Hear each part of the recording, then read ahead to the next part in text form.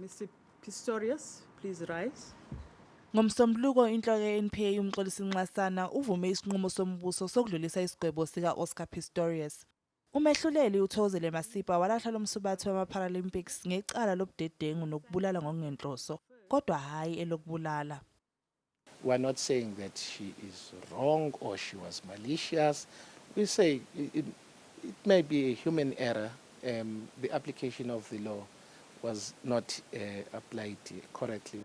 UNcasana uqinisekise ukuthi ukudluliswa kwesinqumo abakuhlelayo kuzobhekisisa incazelo kamehluleli Thokozile Masipa ngomthetho we-dolus eventualis noma ukubulala ngokungenhloso. Umbuso uthi uPistorius kwakufanele azi kahle ukuthi uma edubula amahlandla amane eminyango ohluthelelwe kungenzeka kubulale umuntu ongemuva kwawo. Abazange baphumeleleke nokho abashoshisi ukumenza alahlwe icala lokubulala ngalokho. It will assist even moving forward because there won't be any problem around the interpretation of dolus eventualis and the application of the law itself. UNcasana nguyena futhi wayebandakanyeka kusinqumo sokungaphikisani nokusakazwa kwecala likaPistorius.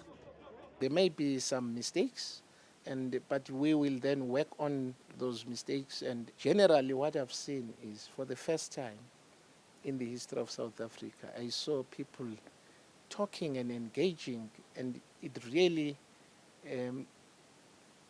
managed to educate the members of the public. Umbuso ulindele ukuba ufake isicelo sawo sokwedlulisa isinqumo ezinsukwini ezizayo.